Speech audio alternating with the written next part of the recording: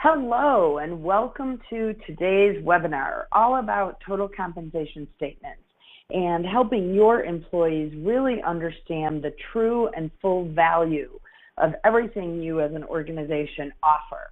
I do want to point out quickly that under the attachment and link section, you will find a handout copy of the presentation. So for those people who like to have it in front of them and make notes and follow along, you are welcome to jump over there right now and download that. Make a quick copy if you want as we begin and get started. So I also want to let you know that today's webinar is approved for both HRCI and SHRM recertification credit. So if we have any PHRs, SPHRs, or SHRM certified professionals on the call, at the end of the program, you can just send me an email. For those of you who may be watching this recorded, shoot me an email. I'm able to see that, in fact, you did watch the whole thing, and I will quickly send you your certification. So let's jump in now. So what is a total compensation statement? A total compensation statement is a document that you provide, essentially a communication tool that you are providing your employees so that they can really understand and appreciate the total compensation your organization offers. So often they look at their net pay, their take-home pay, and they just assume that that is what they make. But really, it's a lot more than that. And so we're going to talk for the next 40 minutes or so about not only what is a total compensation statement, but really how you can put it together easily yourself and some of the things you want to think about when you're putting that statement together. So let's talk about, I'm sorry, some of the copy it looks like is, but you'll see on your slides, on the handout, it looks fine. What is the total compensation statement? So it includes all the cash income plus the value of a lot of benefits that you're offering. And I'm going to walk you through what some of those benefits are. Sometimes you hear it referred to as a hidden paycheck, but I really like to refer to it or think of it as a positive communication tool. And what I mean by a positive communication tool is something that really, in fact, generates some value add for you as the organization. And finally, I often use total compensation statements to provide up-to-date information for employees on their current comp and benefits. And we'll talk about all that in the next few minutes. So let's take a quick poll. We have a small enough group here that I can ask you, what do you think is approximately the average percent of benefits in your employees' total pay? And I am going to put a poll out here and ask you to vote. Do you think the additional compensation to employees, in addition to their pay, is 10% overpay, 25%, 30%, or 40%? What would you say? And let's just give this a minute for people to vote, and then I will go through and show us the answer. We don't have a lot of people participating, so if you've got I'm assuming you can do this. Some of you may be listening to it on TV. There we go, a couple more votes coming in. So we're going to leave it open about 14 more seconds, and then we will go back and at least show people what they think. But we've got a good difference going on here, lots of different ideas that people have. So if you've got a thought, throw it in. Great. Now I see a lot coming in. So I'm going to leave it open for just another second or two. And essentially, we've got a few more. Great. Let's let everybody get in that wants to. And we do have the majority coming up with the right answer, which is terrific. Okay, I'm going to stop the voting, and hopefully you all saw that the correct answer is 30%. On average, what the literature tells us is that for most of your employees, the total cost of having them engage with your organization is 30% over their base pay. And that is why this is so important as we go forward. So the vast majority of people on the call did come up with the 30%, so that's great. So the question for your leadership team, is this really our strategy for delivering total compensation? Do we just provide all these benefits, probably document them in the employee handbook, and hope that our employees realize that we are really spending an additional 30% for what it's costing us to keep them employed? I will tell those of you that are also in a position in your organization where you're looking to get a little bit more involved in the strategic part of the organization, this is also why I am passionate about HR people taking their seat at the table. And I talk about taking a seat at the table, not getting a seat. You must these days actually stand up and take that seat, because you are really driving what's happening in the organization. So let's jump forward to what you're going to do to create these total comp statements, because that's really what this webinar is all about. And again, I apologize for these slides being off the lineup, but that's okay. The first that we always start with in HR processes to assess what the goal of putting these together are, because you can make total comp statements as simple or complex as you really want them to be. Sorry, somebody's having trouble loading. I can tell you to call, maybe Bright Talk has a support that can help you. And then really evaluate the components of what you want to put in it. Evaluating the components and the assembly of the data is what we're going to now spend the most amount of time on, because it's really what's most complex. And then after you go through the whole process and get feedback and evaluation of how this went this year, it's really important. It can be really helpful for you to go back and fix up that data, get new data that you want for next year right away so that you're ready to go. So let's make sure we are really thinking about what makes up compensation in your organization. And I always start first with the employee handbook.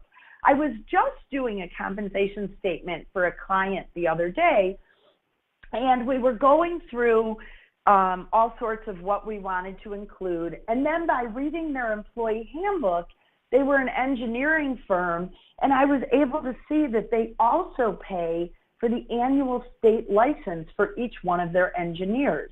That's an expense that should be included on your total compensation statement.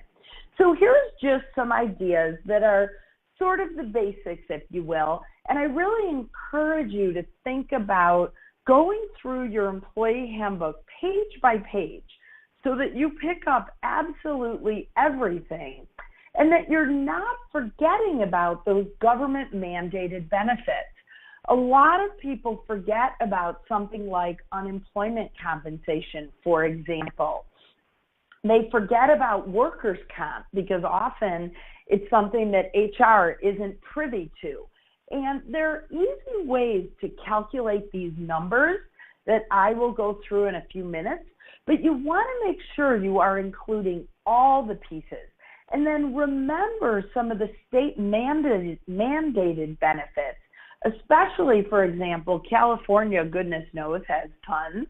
And New York has some mandated benefits around life insurance and disability. So you want to make sure that you're remembering anything particular to your state, especially for those of you that may have employees in multiple states.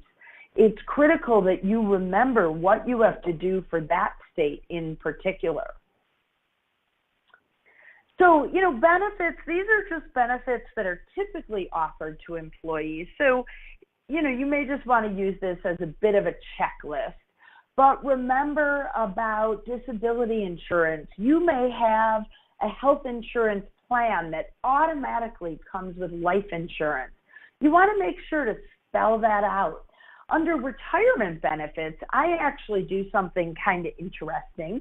Not only do I put a line for the company match, which most of you on the call would probably think about, but there's a high expense to the organization to maintain a 401k or 403b or whatever you happen to have that annual audit done, for example.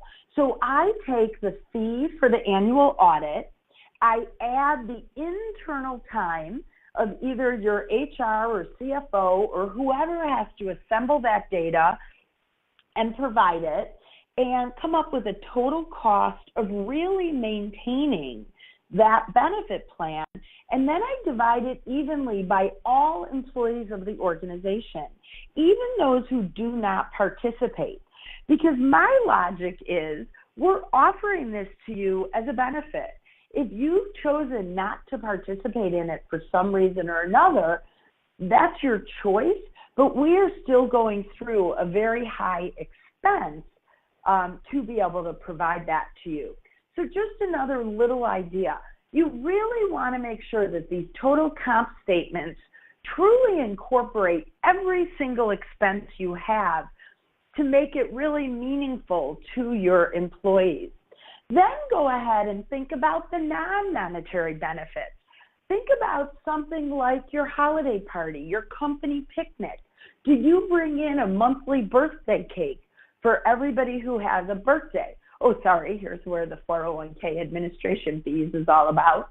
Do you offer a lunch and learn program? All these things can be grouped into employee appreciation activities, for example, because if you have a company picnic and you spend $10,000 and you have 1,000 employees, you don't necessarily want to put a line item with just $10.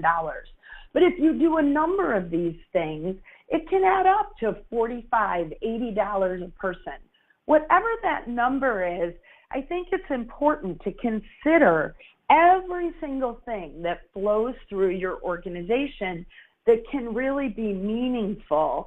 I am going to watch the questions as we go. I will tell you a lot. Sometimes people have trouble with the sound. It's often your internet connection or your, your speakers or something. It's hard for me to manage that while I'm talking. And then, so really think about what percentage of employees is this really meaningful to you? Do you think that your employees would appreciate the value of what you give them after they've received a total compensation statement? And the data that we see out there says yes. In fact, 90% of employees, their appreciation for total comp goes up after receiving a total compensation statement.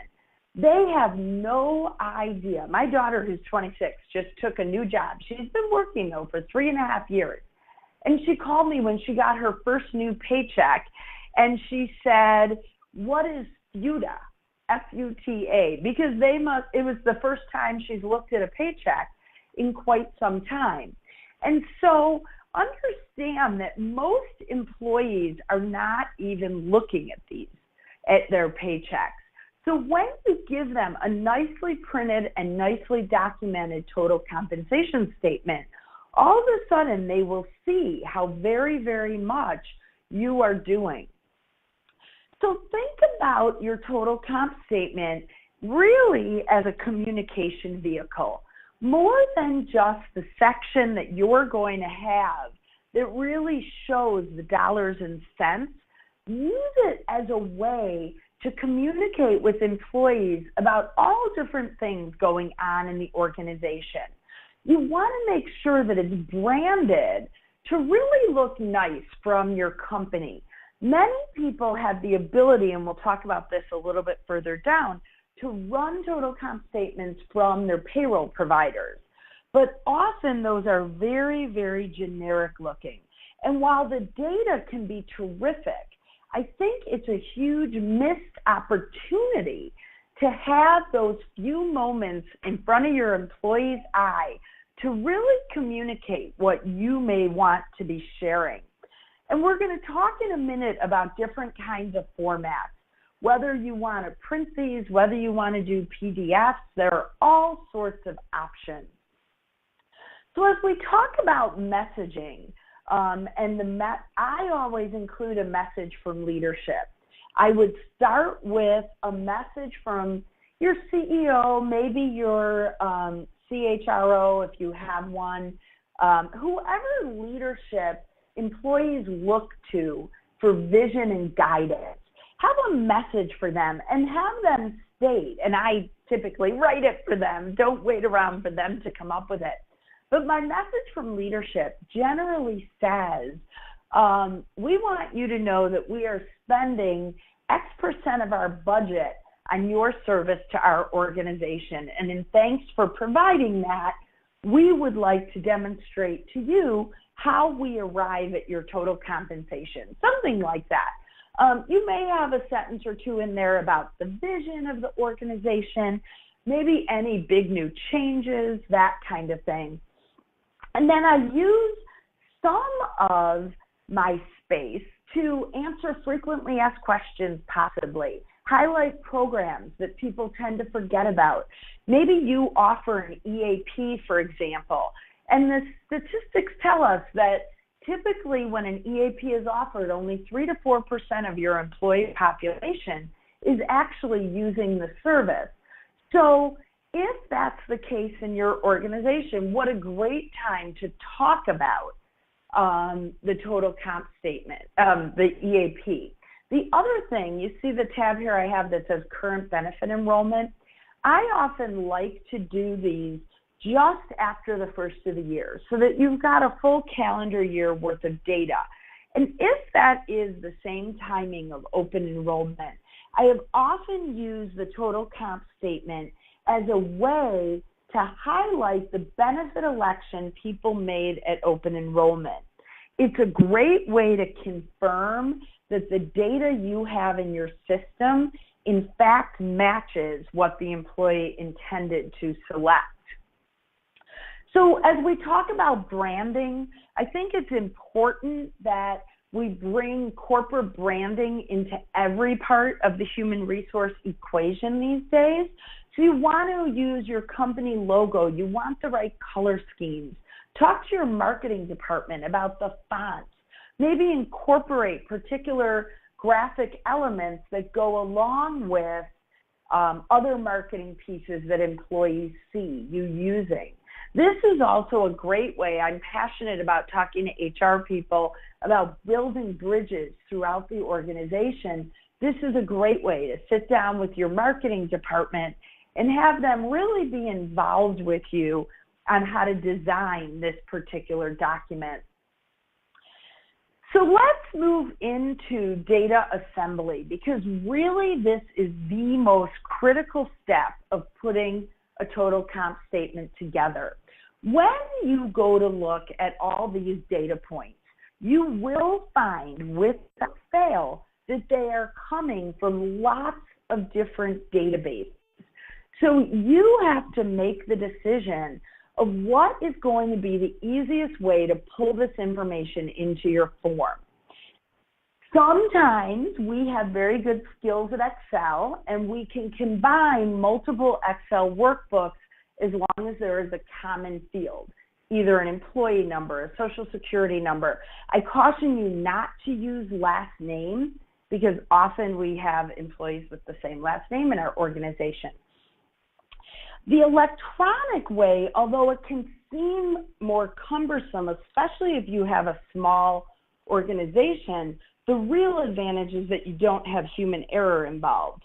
So manual entry for many organizations is certainly an option, but always makes me nervous that somebody's going to just type in the wrong number. And so just a thought. Think about whether you can pull this data from your current payroll or HRIS system. For those of you on the call that may not be familiar with that acronym, it stands for Human Resource Information System. And hopefully everybody has some electronic method of pulling at least the basic information for their employees.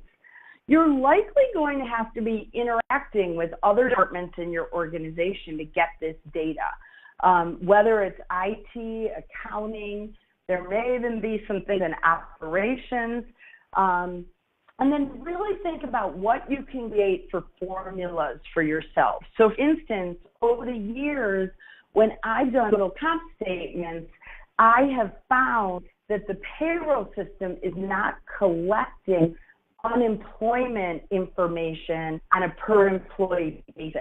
So I have to go in, look at somebody's total compensation, and then figure out what unemployment might have been based on the rate in that state. So just think about those kinds of formulas. As we talk about your payroll or HRI system, this is the kind of thing you're going to want to pull out. Certainly the compensation data, you're going to want their base salary, you're going to want to separate out overtime, bonuses, commissions, those kinds of things. You need the enrollment information and various benefit plans. And what I often do is that what you're able to export easily would be the deduction that you take from pay. You can then, if that's what you export to an Excel spreadsheet, then I can sort that sheet or really do a find and replace. Everybody that's $35, for example, I then know that they are a single HMO. So that's how I transfer the information that's sitting in payroll, flip it around to be their enrollment information. And then make sure that you can export to some sort of a standard report so that ultimately you can combine all these data points in one easy way. So what kind of data collection are you going to need throughout the organization? We've talked a little bit about, hourly versus salary. Pay period contributions is the example I just gave about health insurance, and then change of rates mid-year. Now here is a decision point you have to make. Let's say an employee goes from single health insurance to married with family health insurance in July. You have to make a decision of just how specific you want these statements to be. If you want them to be absolutely pristine, then you calculate those numbers based on actual. But I will tell you that employees are going to take a quick glance at this, and they are going to get the idea that their salary is made up of about 30% more. So you certainly have the option, and I have the conversation with clients all the time. Do we want to just say these statements are based on your salary and benefit elections as of December 31st and just move forward with whatever they have in December? I was just talking to a client yesterday about part-time people who start mid-year. And they said, well, just don't send them a statement. And I didn't really like that idea because everybody else is getting something. It becomes really something your employees want to receive, hopefully. So we're going to show their actual and then annualize it as if they had worked there for 12 months. And we're just going to have one simple statement at the bottom. So understand that there are no rules around this. It can be whatever communication piece you want it to be. Think about how to handle paid time off. And I'm sorry, this slide's awful. One of the things you have to remember is that if you're using gross wages, then for many of your employees, their paid time off is already in that number. Certainly it would be in that number, for example, for your salaried employees. So what sometimes I do one of two things with paid time off. Either I subtract it, I calculate how many paid days off they had and what their salary rate is, and then I take it out of their gross pay and then add a separate line as paid time off, so it comes back in that way. Or I've had many statements I've created where I have a separate section in the benefit statement for paid time off, and I simply make a statement that says you were entitled to X number of days off this year, therefore we paid you this many dollars for work you never performed. And obviously I say it a little more succinctly and professionally than that. But so you have one or two, either of those ways works really well with the paid time off situation. So let's look at some of the tools you have available to you. When I do these, I typically just do a spreadsheet, and then I use Microsoft Word, and I do a mail merge, and it's kind of that easy. Now, the hardest part of the mail merge is getting your columns to line up properly when you start to import the data, but 90% of your communication piece is going to be standard for every single employee. So all you're importing are those numerical numbers off your compensation information. So if you are a smaller organization, I don't necessarily recommend that if you have thousands of employees, but if you're a smaller organization, it is a really easy way to just get the job done. And that's primarily how I've always done it. Your HRIS software, many of them these days, do have the ability to create total comp statements for you. My fear, and I've had talks with many payroll companies about it, if you really want this to be effective though, you need the ability to customize that statement for things that go beyond the payroll. For instance, the company picnic, or the example of my client who pays for the engineering certification. So make sure to ask your payroll vendor if they say, oh, we can do those for you, are you able to add individual line items? And then some of you may have internal software, and then you would just want to talk to your software provider to see if it's something that they can do. The other thing I like to encourage everybody is to think about contacting your benefit broker. Many benefit brokers will provide these as if asked as part of their fee. And those that may not do it for you at no cost have different tools and resources that they might be able to do for you very inexpensively. Actually, we didn't start this webinar with much history of me, but that's okay. Many people already know me. I used to be a part of Gallagher Benefit Services. They actually bought my consulting practice, and they offered them for a number of their clients. It was something that they would negotiate. So think about your benefit broker as somebody who may be able to partner with you in this process. Let's talk a bit about data manipulation because it is important that you understand both the advantages and limitations of the system you are using. You often will need to combine columns to do calculations. Something like the paid time off example, something like the example I gave earlier about unemployment. These are all calculations that I'm doing on the back end, and which is why I'm really partial to just using Excel, because we all have great Excel skills, or many of us, or we can find someone in our organization who does. So just make sure that you know if you're counting on being able to manipulate data, that you really and truly are going to be able to do that in the system that you're using. So let's talk for a minute about how you're actually going to produce these. First of all, everybody loves total comp statements with pie charts and bar graphs and those sorts of things on them because they are visually very, very interesting. Understand that doing that in Excel is very difficult. So I am just black and white. If I'm going to do the total comp statement, there will not have charts and graphs on it. It's not worth the effort. I've done it over the years.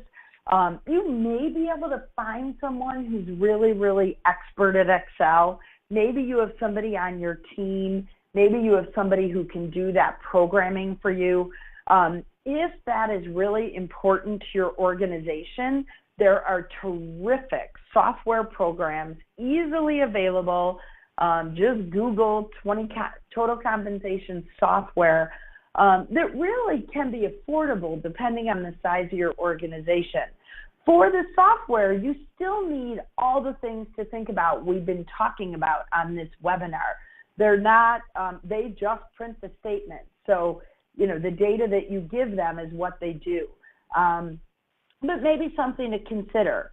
Think about whether you're going to actually print a hard copy, and then if you're going to do that or mail those to people's homes.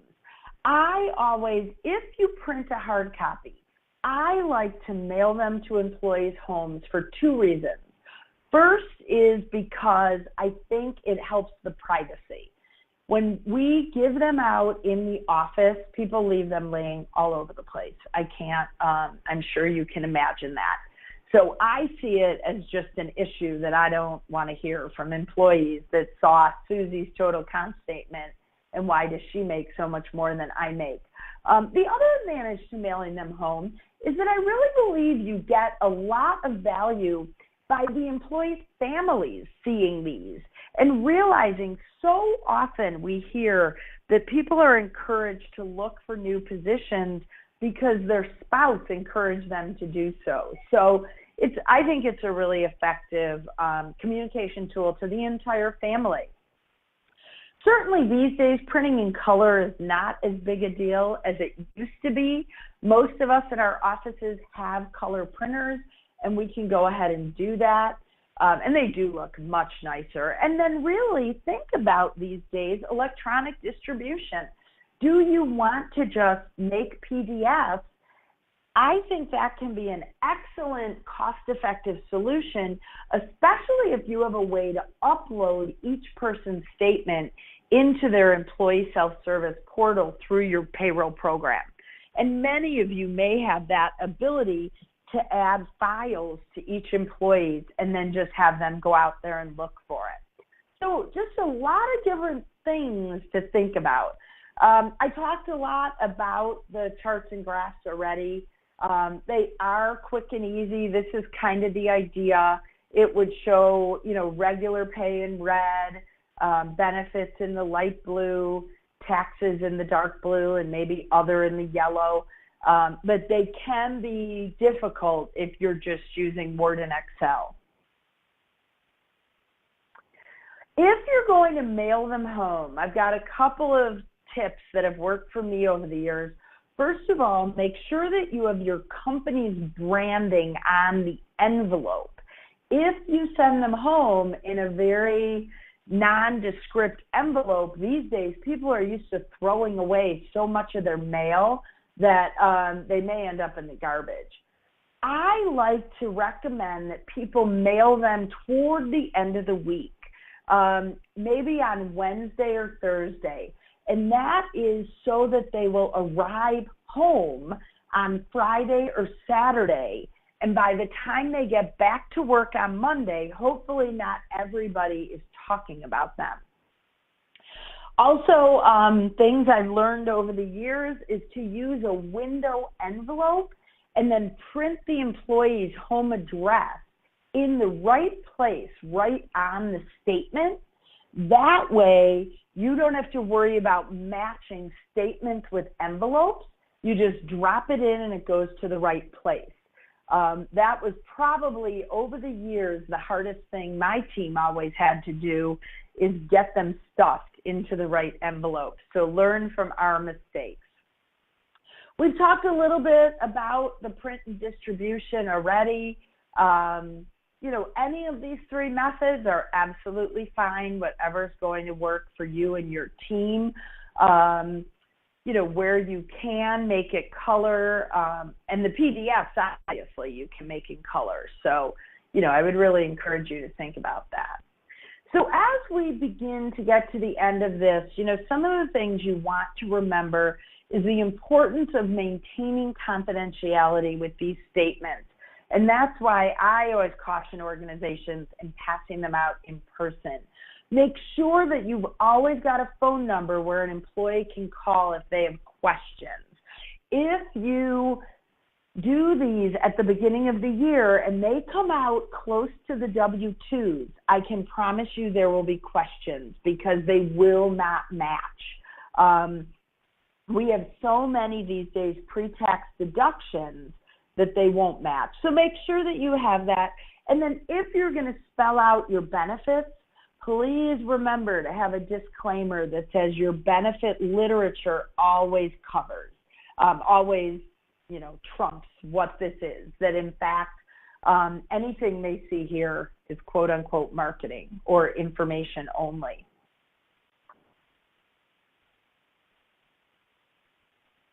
So in conclusion, oops, looks like I got to click again.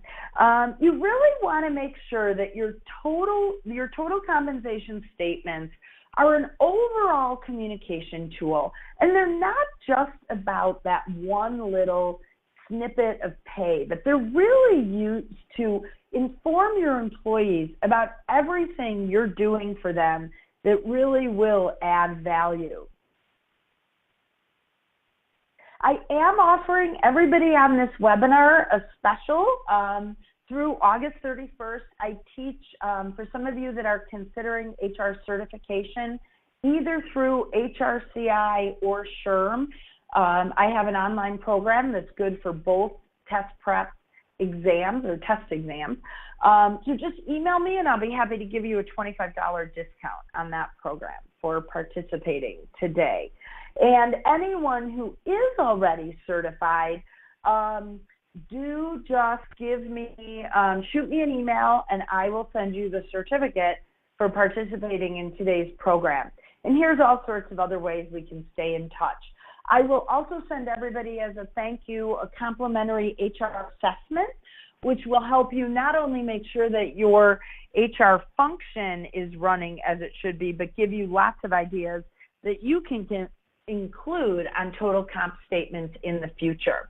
So with that, I say thank you. I see lots of you have downloaded the slides, which is terrific. I am available to stay on and take questions. If anybody has any, feel free to type them into the question box. Otherwise, that ends our formal program for today, and I appreciate your joining me.